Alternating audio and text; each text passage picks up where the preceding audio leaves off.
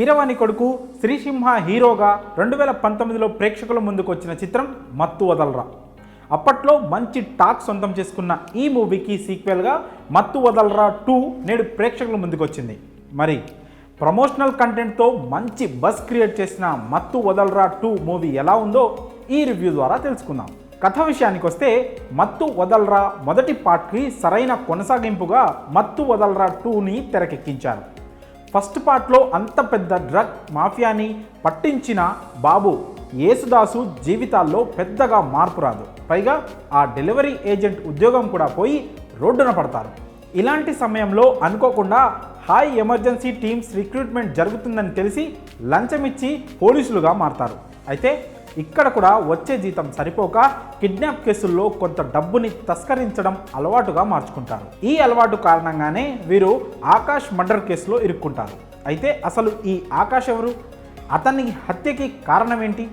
ఈ కేసులో బాబుని యేసుని ఇరికించాలి అనుకున్నది ఎవరు? ఈ మొత్తం క్రైమ్ నుండి వీరు ఎలా బయటపడ్డారు అన్నదే మత్తు వదలరా 2 కథ. సినిమా ఎలా ఉంది అనే విషయానికి వస్తే ఏ సినిమాకైనా కథ ప్రాణం అంటూ ఉంటారు. అది నిజం కూడా. కానీ ఒక్కోసారి ఆ కథలోని పాత్రలు సినిమాని మరో స్థాయికి తీసుకెళ్ళిపోతుంటాయి. కథనాన్ని దాటి ఆ క్యారెక్టర్స్ షైన్ అవుతూ ఉంటాయి. మత్తు వదలరా 2 విషయంలో కూడా ఇలాంటి మ్యాజిక్కే జరిగింది. ఆ మ్యాజిక్ పేరు సత్య. యేసు పాత్రలో సత్య నటించిన తీరు సినిమాని నిలబెట్టేసింది. కథనం ఎలా సాగిపోతున్నా ఫ్రేమ్లోకి సత్య వచ్చిన ప్రతిసారి నవ్వులు కురిశాయి. అతని మాట, నడక, నటన, ఆఖరికి మౌనం కూడా ప్రేక్షకులను గిలిగింతలు పెట్టేశాయి. ఇంత పెద్ద మేజర్ ప్లస్ నడుమ సినిమాలోని కొన్ని మైనస్లు మరుగున పడిపోయాయి. కాకపోతే కొన్ని సీక్వెన్సుల్లో ల్యాగ్ ఉండడం కొంత నిరాశ కలిగించే అంశం.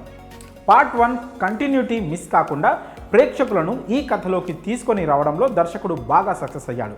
దీంతో బాబు యేసు క్యారెక్టర్స్ ఎస్టాబ్లిష్ కోసం పెద్దగా సమయం అవసరం లేకుండా పోయింది.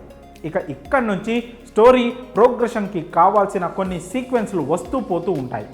ఆ సన్నివేశాల్లో పెద్దగా బలం లేకున్నా సత్య కామెడీతో సినిమా సజావుగానే సాగుతున్న ఫీల్ వస్తుంది.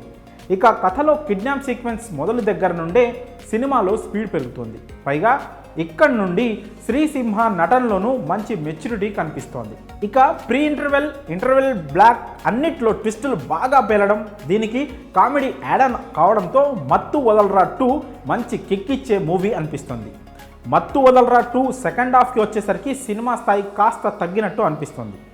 కేసులో ఇరుక్కున్న తర్వాత దాని నుండి బయటకు రావడానికి బాబు యేసు చేసే ప్రయత్నాలు చాలా రిపీటెడ్గా అనిపిస్తాయి. దీంతో కథ ముందుకు సాగని ఫీల్ వస్తుంది. కాకపోతే ఇదే సన్నివేశాల్లో కామెడీ మాత్రం వర్కౌట్ అవుతూనే వస్తూ ఉంటుంది.